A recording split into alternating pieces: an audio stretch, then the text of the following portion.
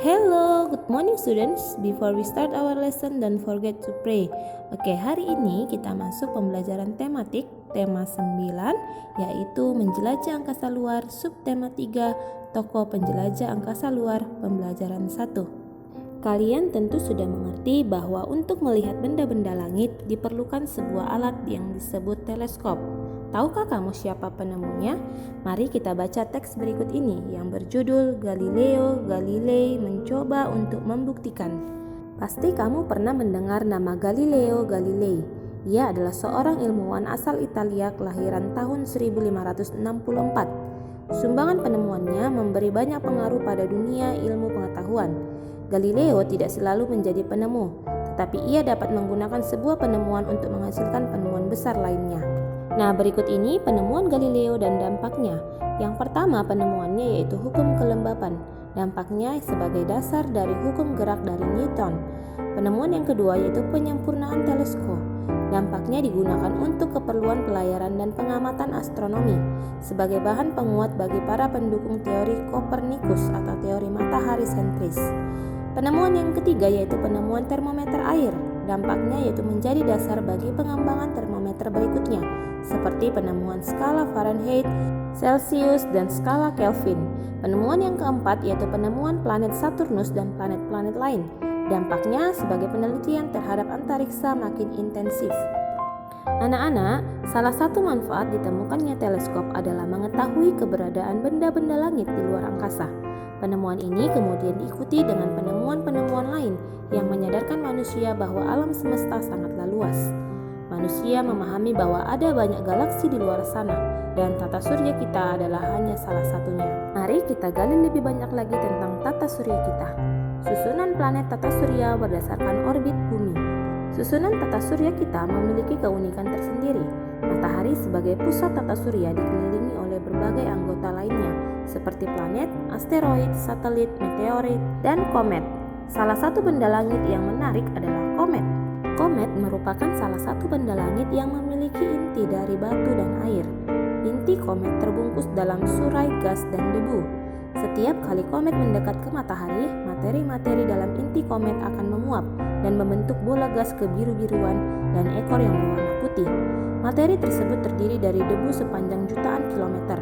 Oleh karena bentuknya yang demikian, orang Yunani menyebutnya sebagai si rambut panjang yang dalam bahasa Yunani disebut kometis, asal kata dari komet. Semua benda langit di atas melakukan perputaran mengitari matahari sebagai pusat tata surya. Mereka mengelilinginya dalam jalurnya yang disebut sebagai orbit. Berdasarkan orbit bumi terhadap matahari, terdapat beberapa planet yang berada di dalam orbit bumi. Planet-planet yang berada di dalam orbit bumi disebut dengan planet inferior, yaitu Merkurius dan Venus. Sedangkan planet-planet yang berada di luar orbit bumi disebut dengan planet superior, yaitu Mars, Jupiter, Saturnus, Uranus, dan Neptunus. Nah anak-anak, sekarang kita lanjutkan pembelajaran kita membaca teks yang berjudul Kesempatan yang Hilang oleh Intan Sari El Iswar. Nesa, ayo tidur, sudah malam. Mama mengingatkan Nesa yang masih asik membaca buku di kamar. Besok kan hari Sabtu, Ma. Nesa libur, sahut Nesa sambil terus membaca bukunya. Loh, bukannya kamu akan pergi ke planetarium bersama teman-teman sekelasmu? Tetap harus bangun pagi kan? Kata Mama mengingatkan. Berangkatnya agak siang kok, Ma. Nesa pasti bisa mengatasinya. Besok bangun pagi dan siap berangkat, kila Nesa. Nes, kamu ingat kejadian hari ini kan? Kamu sendiri yang bilang kalau tadi kamu mengantuk sekali dan tidak bisa berkonsentrasi dengan baik di sekolah karena semalam kamu tidur kemalaman, kata Mama mendekati Nesa yang masih membaca bukunya di tempat tidurnya. Ingat kata Papa, anak seusia kamu harus tidur cukup, badanmu memerlukannya, nasihat Mama. Baiklah Ma, Nesa tidur sekarang, kata Nesa sambil menyerahkan bukunya kepada mamanya untuk disimpan. Jam sudah menunjukkan pukul 12:15. Mama meninggalkan kamar Nesa ketika Nesa sudah benar-benar terlelap. Keesokan paginya, Nesa, ayo bangun, kata Mama membangunkan Nesa. Aku kan baru saja tidur. Kok sudah dibangunkan Mama? Cepat sekali, pikir Nesa.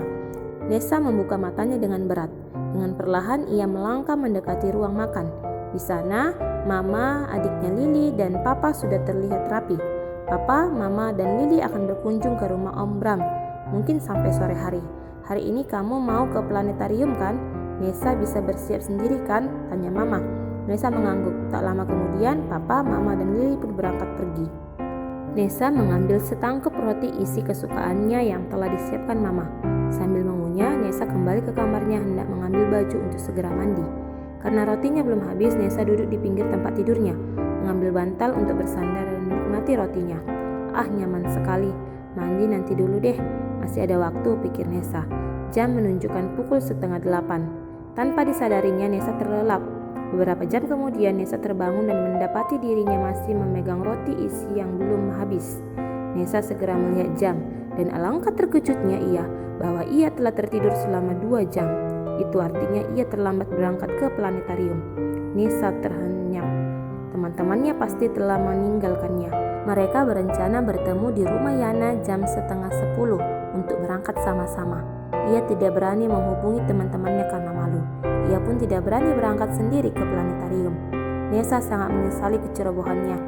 Kalau saja ia mendengarkan nasihat papa mamanya untuk tidur tidak terlalu larut, ia tidak akan sendirian di rumah seperti saat ini. Ia kehilangan kesempatan menimba ilmu astronomi di planetarium. Ia juga kehilangan kesempatan mengunjungi Om Bram. Nah, siapa di sini anak-anak Miss yang pernah mengalami peristiwa yang dialami Nessa? Bagaimana perasaanmu? Apakah kamu juga menyesal seperti Nessa? Nah, anak-anak Miss tidak boleh lagi seperti Nessa ya. Kalian harus mendengarkan nasihat papa mama dan juga guru kalian, karena semua nasihat itu sangat baik untuk diri kalian sendiri. Berikut ini adalah diagram cerita teks yang berjudul Kesempatan yang Hilang. Judulnya yaitu Kesempatan yang Hilang, pengarang Intan Sari L. Iswar. Tokoh utama Nessa, tokoh tambahan Ibu, Lily, dan Ayah. Alur cerita alur maju, latar belakangnya di rumah tokoh utama atau Nessa. Watak tokoh utama tidak disiplin, watak tokoh tambahan sabar, bijaksana, dan peduli. Sekarang kita lanjutkan pada pembelajaran yang kedua. Perhatikanlah gambar di atas dengan seksama. Benda apakah yang ada dalam gambar? Apakah kegunaan benda tersebut? Pernahkah kamu melihat atau melakukan kegiatan seperti yang ditunjukkan oleh gambar? Siapakah yang pertama menemukan alat dan benda itu? Mari sama-sama kita membaca teks yang berjudul Penemu Teleskop Pertama. Bernama asli Friedrich William Herschel, ilmuwan ini adalah tokoh astronomi Inggris yang lahir di Jerman pada tahun 1738. Karena rasa ingin tahunya yang tinggi terhadap apa yang ada di langit, ia pun menciptakan sebuah teleskop. Ia telah mengalami beberapa kali kegagalan dalam membuat teleskop. Namun dengan kegigihannya, akhirnya teleskop yang ia inginkan pun dapat diciptakan. Dengan teleskop ciptaannya itu, Herschel menemukan planet Uranus pada tahun 1782. Awalnya, ia memberi nama planet ketujuh dari matahari itu dengan nama Georgium Sidus. Nama itu diberikan sebagai penghormatannya terhadap Raja George III dari Inggris. Kemudian Johann Bode, seorang astronom Jerman, mengusulkan nama Uranus yang berasal dari nama dewa Yunani kuno. William Herschel tentunya membuka mata kita bahwa angkasa luar menyimpan banyak misteri yang dapat kita telusuri terus-menerus. William Herschel menjelajah angkasa luar dengan teleskopnya hingga menemukan planet Uranus. Tahukah kamu bahwa para ahli astronomi membagi planet-planet dalam tata surya menjadi 2 kelompok menurut orbit asteroid? Kumpulan asteroid yang membentuk sabuk asteroid ini berada di antara planet Mars dan Jupiter. Kumpulan asteroid ini juga berputar mengelilingi matahari dalam orbitnya. Para ahli membagi planet-planet dalam tata surya berdasarkan orbit asteroid ini menjadi 2 kelompok, yaitu planet dalam dan planet luar. Planet dalam adalah planet-planet dalam tata surya yang berada di dalam orbit asteroid. Yang termasuk planet dalam adalah planet Merkurius, Venus, Bumi, dan Mars. Sedangkan yang termasuk planet luar adalah Jupiter, Saturnus, Uranus, dan Neptunus. Tahukah kamu apa yang membedakan planet dalam dan planet luar? Selain keduanya dipisahkan oleh sabuk asteroid, kamu dapat mengetahui perbedaannya dengan membaca dan melengkapi informasi pada tabel berikut ini. Faktor pembeda yang pertama yaitu ukurannya. Planet dalam berukuran kecil sedangkan planet luar berukuran besar. Faktor pembeda yang kedua yaitu partikel penyusun. Planet dalam terdiri atas benda padat, sedangkan planet luar terdiri atas gas. Faktor pembeda yang ketiga yaitu jarak. Planet dalam berjarak dekat dari matahari, sedangkan planet luar berjarak jauh dari matahari. Faktor pembeda yang keempat, jangka waktu. Planet dalam mengelilingi matahari dalam waktu yang pendek, sedangkan planet luar mengelilingi matahari dalam waktu yang panjang. Kita lanjutkan pembelajaran kita, yaitu membaca teks yang berjudul Tempat Tanpa Bayangan. Sahabatku Ina. Halo Ina, bagaimana kabarmu? Semoga baik-baik saja seperti aku ya. Aku ingin menceritakan pengalaman menarikku kepadamu, In. Semoga lain waktu kita dapat mengalaminya bersama ya. Aku baru saja tiba di kota Pontianak. Aku diajak ayah ke tempat tanpa bayangan. Menarik ya namanya. Kamu pasti penasaran. Sama, aku juga penasaran. Sejak berangkat aku pun berusaha membayangkan akan seperti apa tempat itu. Aku menghabiskan perjalanan selama 30 menit untuk tiba di suatu tempat. Aku sempat bingung dan bertanya kepada ayah, mengapa tempatnya seperti itu, tidak seperti yang kubayangkan. Ternyata tempat itu bernama Tugu Khatulistiwa. Kata ayah, semua benda yang ada di sini tidak memiliki bayangannya, karena tugu ini berada tepat di posisi garis lintang 0 derajat. Semula aku pikir di sini semua benda tidak memiliki bayangan untuk selamanya. Ternyata aku salah. Itu hanya terjadi 2 kali dalam setahun, yaitu setiap tanggal 21 sampai 23 Maret dan tanggal 21 sampai 23 September. Tanggal itu posisi matahari tepat di atas garis khatulistiwa. Aku jadi ingat buku astronomi yang pernah kita baca bersama dulu, In. Kota Pontianak memang salah satu kota di Indonesia yang dilewati oleh garis khatulistiwa. In, tahukah kamu siapa yang menemukan titik nol ini? Konon, posisi garis lintang ini ditemukan pada tanggal 31 Maret 1928 oleh seorang ahli geologi Belanda dalam sebuah ekspedisi internasional.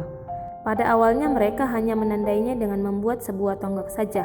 Namun pada tahun 1938, tonggak itu dibangun oleh Bapak F. Silaban, seorang arsitek terkenal Indonesia yang juga ikut merancang dan membangun Masjid Istiqlal dan Monumen Nasional atau Monas. Tapi kalau kamu berkunjung ke sini jangan terkecoh ya, In.